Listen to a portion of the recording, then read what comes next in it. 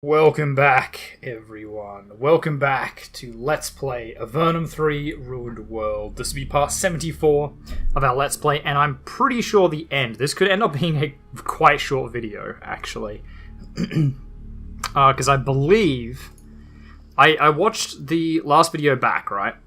And I think I made an error. So, when you go and touch a control panel, the buttons... the top left one is like the emergency restart, I believe it is. Which, when I think about it, I don't know if this is true. But surely, like, we've just broken everything downstairs, so then if we hit the emergency restart, it's gonna, like, put everything back to basics. So that kind of tells me that's not a good idea. Meet cause monster plagues. Leave the underworld.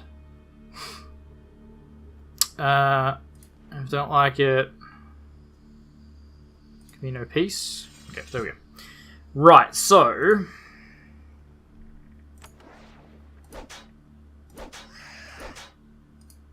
I'm really hoping that that is the case, right? That we just push through here, touch the control panel.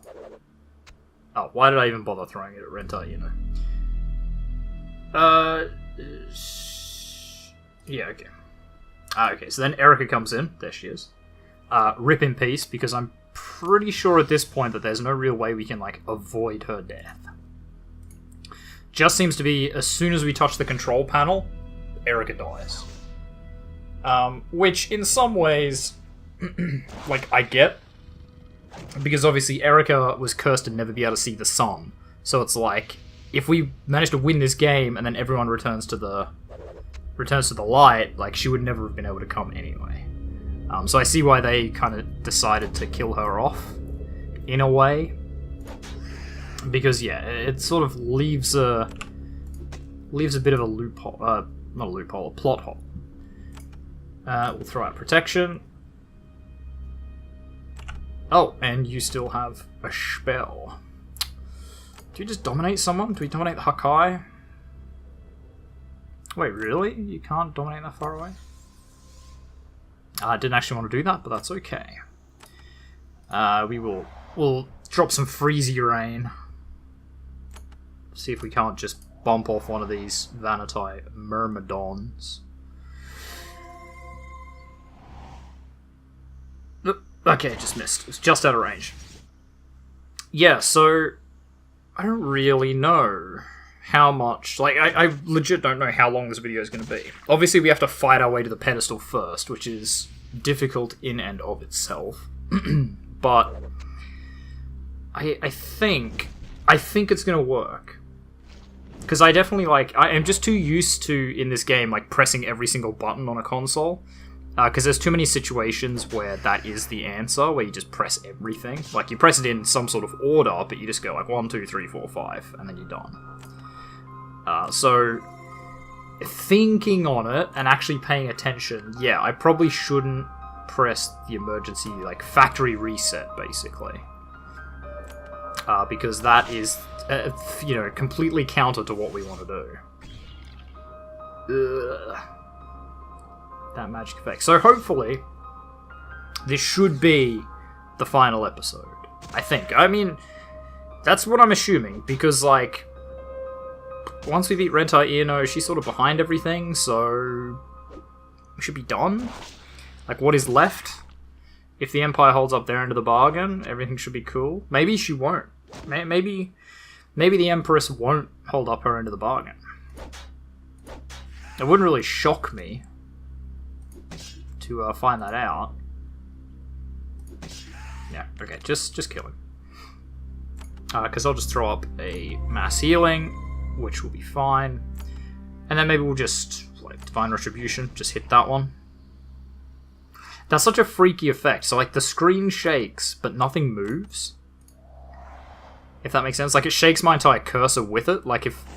You might have noticed it just then. It's probably hard to see, and I barely missed it barely saw it myself. Yeah, if you could not charm Erica, that would be just, like, pretty great. Okay, that's not really hurting anybody. That hurts some people. Okay, Now we're getting real dangerous here. And a Hakai and a fiery demon. I'm going to move up. I'm not going to touch the console just yet. Just in case something, like I still have to beat Rentar-Ihrno afterwards or something, which I assume I do. So I'm just going to clear out some boys first before I go straight to the whole, you know, killing thing. We'll just tickle them a bit first. Soften them up. Make sure that when I need to kill Rentar-Ihrno afterwards, I can just bang, bang, bang, bang, bang, and she's just done. Like, I'll probably save up the, I'll save up the adrenaline rushes. Yeah, whatever. And then we'll be done.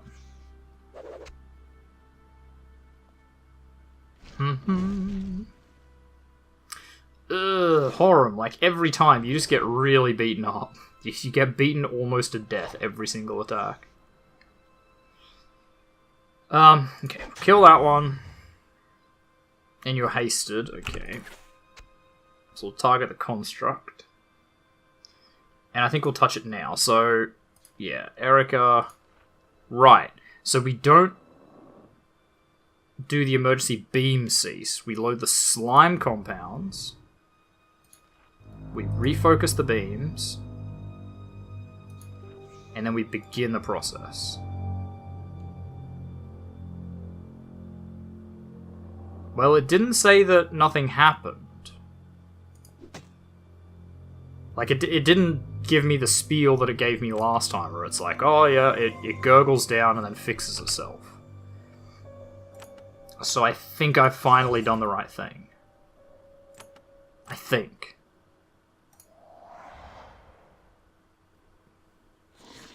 Guess we'll find out in a second. I assume it might happen at the end of this turn. Yep. One of your blows strikes Rentar-Ihrno. She yeah.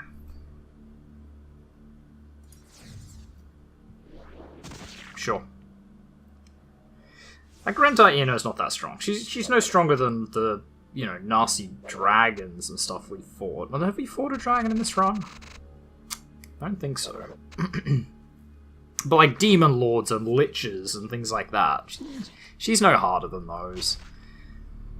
It's one of the issues. As Rentar-Ihrno looks on in horror, yeah, there you go. You press the final control. You hear clangs and groans below you as tons of foul goo pour down rusty pipes. The fluid flows into the pit, passing through the 4 beams. The fiery beam lances through the muck, activating it, charging it, changing it. But it is too much energy directed into a highly volatile substance. Something goes wrong. The reaction isn't right. It's going out of control. Then, suddenly... Oh, that's it! Legit. The reaction is set in motion. What have you done? Ah, run! It's too late! Curse you! My fortress is lost, but you shall die with it. Farewell, fool! Die! Meanwhile... Oh, this is the Empress in Blackcrag Fortress. Have they succeeded? One moment. I see them. They have won. Then rescue them. At least I won. Oh well. Wow, this is like a full cutscene and everything. Wow, this is a really... I did not expect this to be done so quickly. Welcome back. That's also a bit convenient. You succeeded. We were watching you, so that we could save you. We have come full circle. The people of Avernum, who we abused so severely, have returned to save us. It was not a problem. It is time for rewards. Bring Anaximander here, as you command. Okay. Greetings, Anaximander. Your Majesty. They completed their task, so I gathered. I will meet my end of our bargain. I grant to Avernum the lands of southern Valoran. They are mostly unsettled, There you may have the peace that you have earned. Avernum thanks you, your majesty. And for you, adventurer, first, you shall be given 1,000 gold pieces. Wow, that's kind of garbage considering what we've been through. In addition, I declare you to be a dervish of the Empire. Prazak turns to sit down. Suddenly, the shade of Rentar-Ihrno appears. The projectioned head is bowed in defeat. Why are you here? Come to cause more death? No. We have been defeated, but our memories are eternal. One day your children will pay in blood for your crimes. The souls cry for vengeance. Never forget. And away she goes. Just here to rub it in. We will not forget. We almost stopped her. It does not matter. We will pay for our crimes for many years to come. But enough of that. It is time to celebrate. A crowd awaits outside. We walk out into the sun to bask in the cheers of the Empire's people. Wow, that must be really weird for people from Avernum. After so many years of struggle, the people of Avernum will know peace at last. Also, it really triggers me that that's so high up. The end. Wow. It's like right there at the end. Thus, the first saga of Avernum comes to a triumphant end. Thank you so much for your support, as this game's journey has been a very long one. There you go. And that was it. That's the whole game. I don't really know what to think about that. So, like, honestly, much as I thought it would finish, that ended very abruptly. It was just like, oh, you destroyed the factory, you don't even have to fight Rentar-Ihrno. Done. Like, roll credits. That's really, I don't know, I really don't know if I like that. This game in general, though, honestly, I don't know if it was my favorite. I don't know if it was even, like, this might be my least favorite one of these games. Not to say it's bad, just saying it's my least favorite. Like, thinking back, Avernum 1, so cool. I love Avernum 1.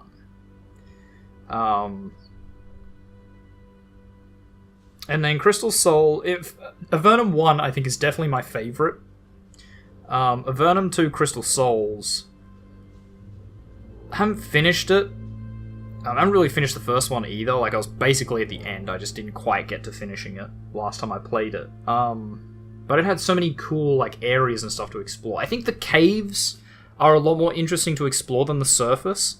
I think the Avernum like universe that they've created leaves a really interesting underground area where like people have learned to live on like mushrooms grown, and there's caves full of evil spiders that are just chilling, and you know there's like the what are they, Slith Zerakai were your enemies in the first one, and they had like their own little civilization, and the Nephil had their little forts all over the place, or like a raiding group. And it was like a really cool, you know, everything sort of interacted with each other. You got to see a lot more about how Avernum works, which I think is the interesting part of these games. Like, Avernum is the cool bit. Like, the underground, the caverns, that's cool. Whereas, pretty much because this one was like 99% on the surface in Avernum is just really boring. It's just pretty classic, like, cookie-cutter fantasy. It still has some of the cool things that make Avernum Avernum. But, like, when you see Aranea, on the surface, like the spiders that cast spells and stuff, you're just like, oh yeah, it's just like the first one and the second one. Whereas there's no real explanation of why they're there. Like, yeah, maybe they're on the surface as well, but it was sort of a cool thing in the first one. There were these spell-casting spiders that talk to you and stuff. By the second one, you were like, oh, okay, we're still in Avernum, so the spell-casting spiders, it's really cool. But then by the third one, you're just like, oh, okay, it's just an enemy now. You know, they're everywhere. Like, the unicorns on the surface are kind of cool.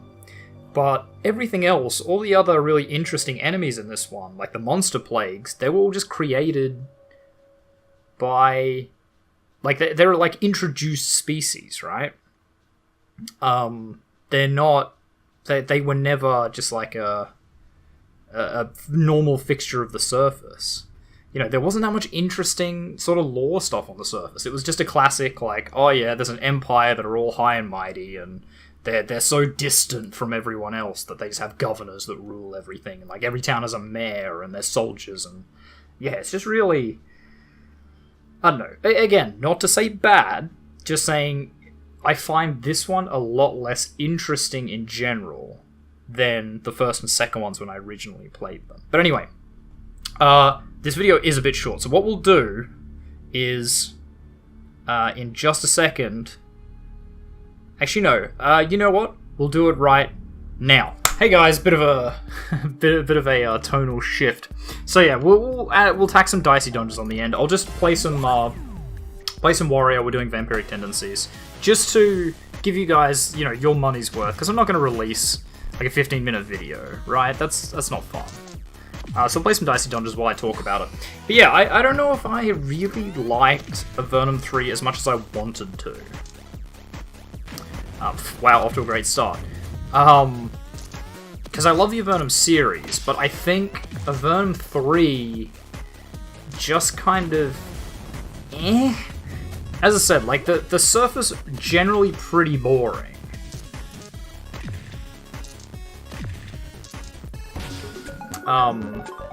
Whereas Underground, where it's all, like, weird, it's all weird and alien.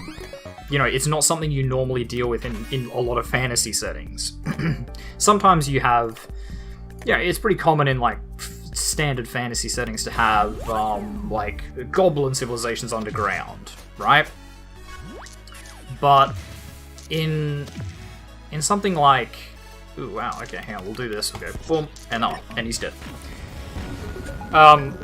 In fantasy settings, you know, you have like underground dwarven civilization, you have underground goblin civilization, underground orc civilizations, and you expect them to be weird because like orcs don't exist in this world. So their civilization is always going to be strange, whether it's on the surface or underground. Whereas I think Avernum 3 was really cool because you got given this premise where humans were forced to live underground and completely change what they used to do. And they, like, evolved to be, you know, like, paler, as it points out in Avernum 3 all the time. That, you know, you're oddly pale, that's how everyone always knows that you're from Avernum, or they suspect. And I just think in Avernum 3, like, the Empire, in my opinion, is not interesting enough to justify that. You know what I mean? Like, the Empire is a bit different, but it's not super different to the point where you can base a whole game around it and have it feel new and innovative, right? Whereas I think Avernum 1 and 2 were very innovative. Like, Avernum 1, you're thrust into this world, you have to figure out how everything works, you know, what problems they deal with, all that kind of stuff.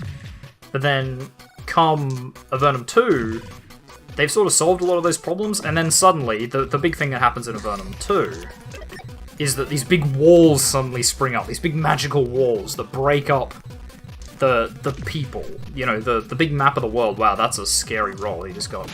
But the big map of the world, like, all of Avernum gets broken up into all these little sections completely at random, like, arbitrarily. And so, like, they can't communicate, they can't get through. It's just suddenly, just out of nowhere, you know, one day everything's all happy and nice, everything's going fine, and then, bam, like, these walls come up. Like, how would you react? What would happen? Like, you know, that was really cool. And then you sort of track down the Vanatai, and you're like, what's going on, guys? Like, who are you? We've never heard of you before. Where are you from? Why have you done this? You know, all that kind of stuff.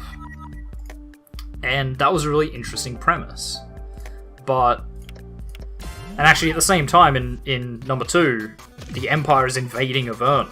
So, like, imagine trying to fight a war, and you're coordinating all these things against what is generally considered a superior enemy, and then suddenly just all these walls show up through your land, so you can't get supplies through. You can't get, sorry,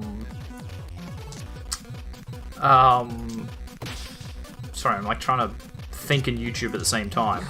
Doesn't really work, pro tip. You can't get supplies through, you can't get communications through, like, orders stop. All that stuff just happens in the middle of a war. So you just need people to just nut up and figure out what's going on. And that's where you come in as the adventurer. Whereas this one is very... I don't know, like, you're groomed for command, or not command, but like, you know, you're part of a secret team that's trying to bring communications back to the surface and figure out what's going on and sneak up there and kind of try and work out if we can come back. Things like that. It's... I don't know. I would love to hear your comments on it. Like, how do you... because I know there's a couple of you that comment on a few of my videos. I play a lot of Avernum games. You can tell because you're a big fan. Like, it's obvious in how you write and the lore knowledge you have. So how do you rate 3 compared to 1 and 2? Because for me personally, it absolutely goes 1 at the top, then 2, then 3. Which is funny that's just how it sort of ended up being with release, but it's not because of that. You know, I think in terms of like innovations for the actual game and how it runs and the enemies and stuff you have, I like 3. But I think in terms of the story and the lore and what it adds to the series, I don't rate 3 that much. Which is weird, right? Because normally, in series, in any trilogy, right? Generally how it goes is you have the first one is amazing. If you consider the trilogy good, it's usually because the first one is really good. The second one is usually not bad, but usually falls a bit short of its predecessor, right? And then the third one is either really, really good or really, really bad. Whereas this one, it's like, the first one's amazing, the second one is also really good, and the third one is just meh. Like, I don't rate it sort of either way. I don't think it's incredible, and I don't think it's that bad either. I don't know. Ultimately, at the end of the day, what I'm saying is I did not enjoy 3 as much as I expected. I think it is still a fun game, and it bears playing. If you like fantasy games, you like this classic RPG type game, but for me, I would recommend the first or second games. I mean, obviously don't just jump straight into 3 anyway. Because that's... Who starts a series and goes, like, oh yeah, I'm gonna go into 3? Like, that's madness. Nice. I actually didn't want to drag it into the boomerang, but that's okay. Oh, this could be a bad roll. Okay, didn't get an odd. Whew. Whew. Wow, that was an incredible roll for me, though. Yeah, I won't talk too much more about Avernum, but yeah, like, I'd love to hear you guys' comments on, how do you rate Avernum 3? Do you like Avernum 3 more than 1 or 2? All that stuff, I would love to hear that. But anyway, into Dicey Dungeons. So we'll just do this. I don't expect to sort of win. That would be nice, but I don't really expect it to happen. Especially with how they've changed the vampiric tendencies, which I didn't notice until after I'd started, that you don't get the 2 drains anymore. You now get the Venus flytrap thing instead, which is not a great heal. It is a heal, but would not really rate it. You could roll one of these. Yeah, baby.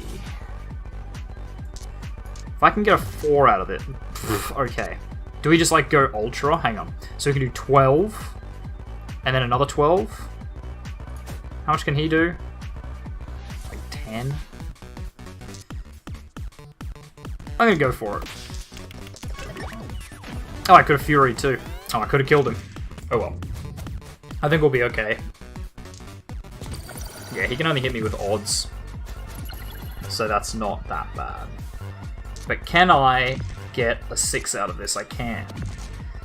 If I Fury, because this will kill him in 1. If I Fury, will I get 2 health back? Or sorry, 4 health back.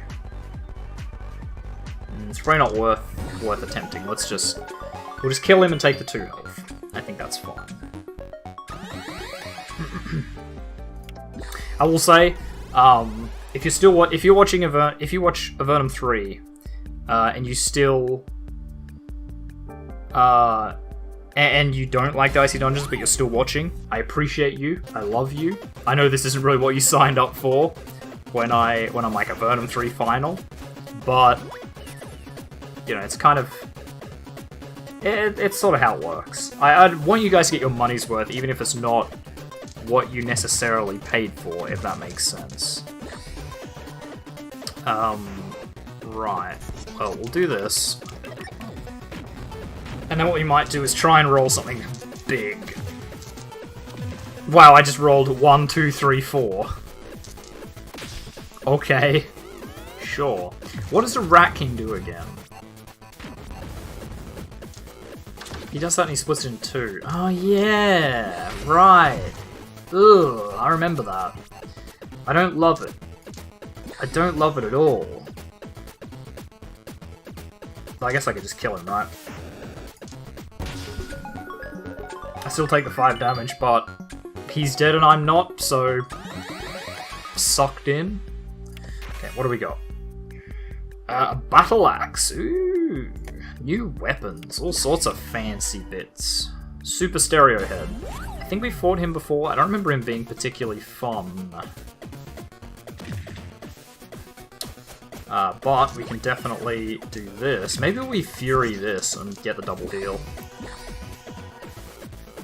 I think that was the right move. And this should give us... doesn't give us Fury again. Pretty close, though. But we can... Oh, no, we can't. Okay, we need a 3. That'll do. I forgot just how, like, generally easy the warrior is. Like, the concept around the warrior is just so easy. Yeah. Well, look, we can just kill him. Although this is Vampiric Tendency, so our health goes down the more levels we get. Our max health goes down. Which is not great. Crystal Sword for a Claw? That's a shit trade. No deal. No deal. Bumpa. Do not want. Do not want any of that. Okay, we got the limit break. If we can roll a 6, that would be good, but I think we just bump it. And we're gonna want the heals. And then I think we just take this. We forget about the boomerang. We just do the damage we can do. Oh wow.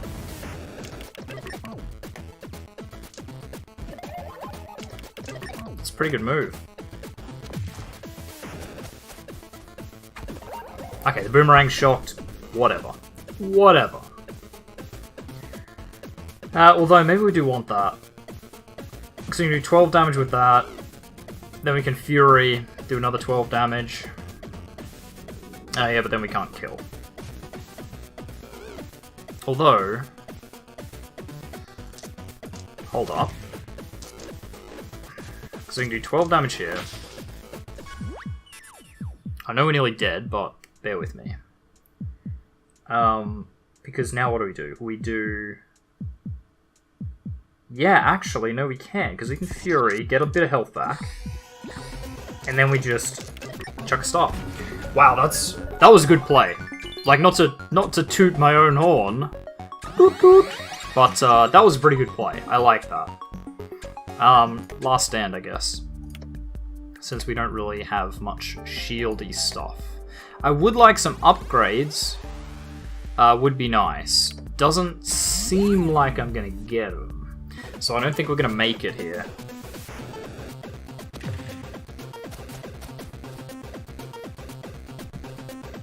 Because, like... What do we do here? He is weak to fire, which is good. Don't get me wrong. But I think that's not going to make enough of a difference. He's going to triple freeze us, which is not super good. Oh, but we can avoid that with the combat roll, right? Done. Unfortunately, that's not enough. We could Staff, couldn't we? And then Fury it. +1 of dice value.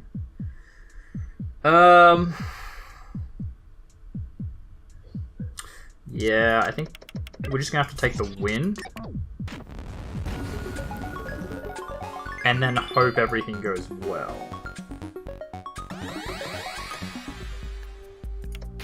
God, I almost expected that to be a mimic. You probably saw me do a double take there, and I'm just like, Cornelius. Now, Cornelius is not a big threat to a warrior boy. Honestly, our biggest threat here is ourself. Because if we, like, smack ourselves too hard with a boomerang, we're just gonna die. Which is kind of what I'm worried about. Although, it does mean we can get a Fury, because we can just beat ourselves up, right? So maybe we want to do that every turn.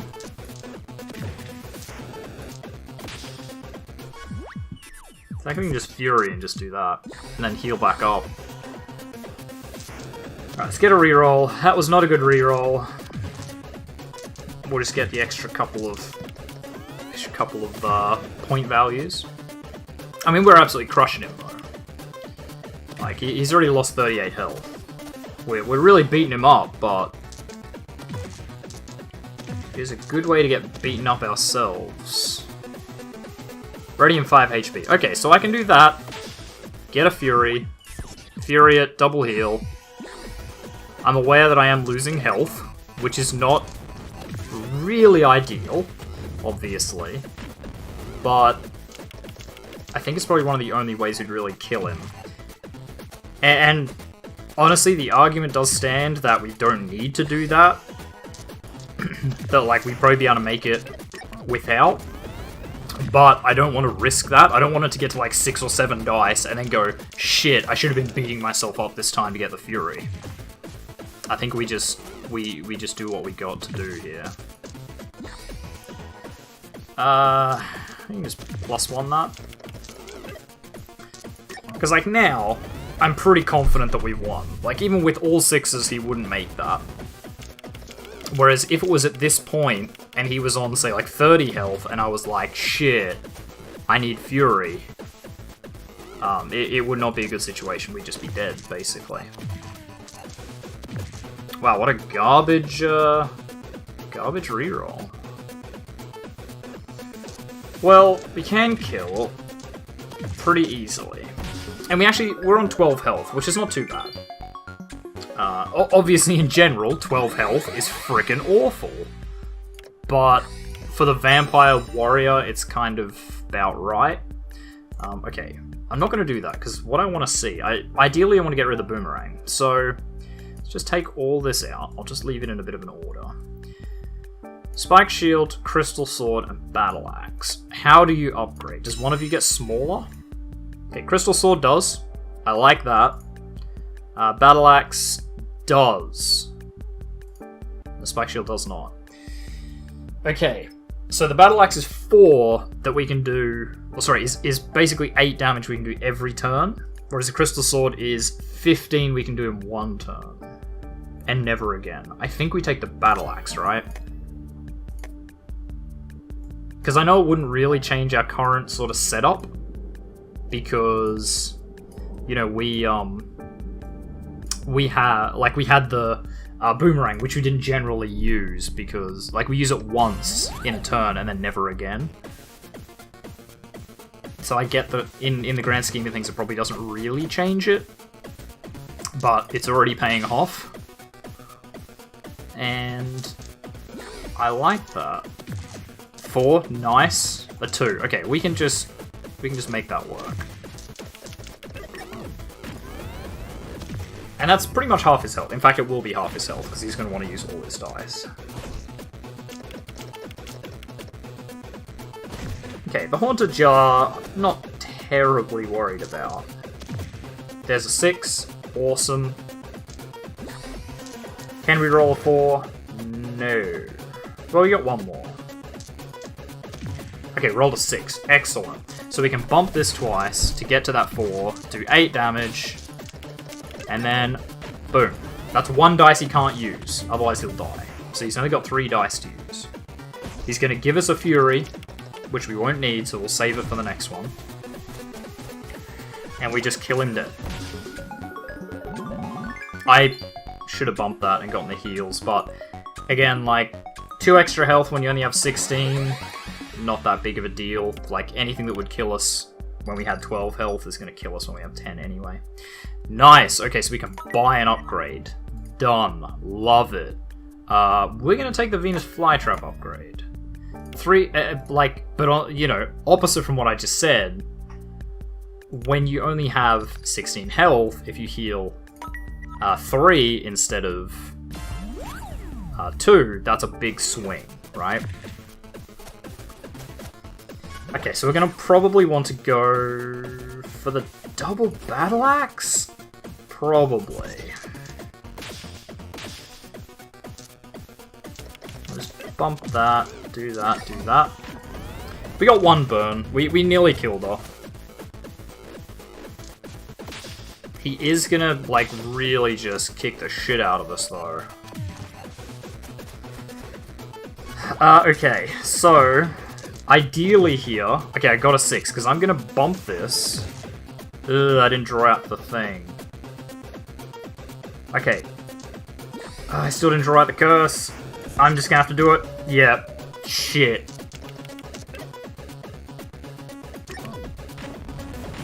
That might be our death. That was so unlucky. We got the curse on the one thing we didn't want. Okay, it's not going to kill us. And we are going to be able to win here. I'll just try for the 6. Okay, that's fine. Yeah, try for the 6. Didn't get up, so we'll just do that. We didn't need the heal, because we're about to level up. Our final level, we get an extra dice and 14 health, which... Ugh. Wow, that is probably garbage for this build, right? Charges by damage? That's awful, like... Ugh. Okay, I don't think we can win here. 14 health against 68? I don't think that's a winning strategy.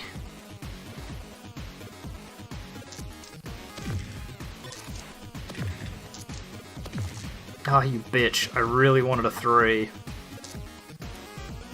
Fury's the next attack, right? Next equipment will be used twice, okay. We'll make it the staff. We'll boost that by 1 and double up on it. That's the best we got. Because doesn't the gym leader hit pretty hard? I mean, you could hit us for 6. You could hit us for 12 if you really wanted to. Yeah, see, this is about what I thought would happen. And they'll probably weaken the Venus Flytrap. Yeah. GG. GG. Because, like, I can Fury and double heal, but I don't think that's gonna result in a win. We just, the level 3, like, yeah, the level 3 warrior is a bit of a weird one, where you don't sort of want to level up, you want to get your equipment and chill. But anyway, guys, thank you very much for watching. If you like this video, make sure you hit that like button. If you want to see more content from me, the Aussie Nerd, feel free to subscribe to my channel. If you think you know any friends might enjoy my content, make sure you share a video or two with them. I really appreciate it. And finally, if you want to leave any hints, tips, tricks, feedback of videos, you want to talk about Avernum 3, you want to talk about Dicey Dungeons, you want to talk about what you'd like to see me play next, anything like that, you want to comment about what I asked you guys, or if you want to talk about something else, make sure you leave a comment in the comment section down below so I can see it. And I'll see all of you guys in the next video and the next series. Don't know what it'll be. Let's find out together. Goodbye.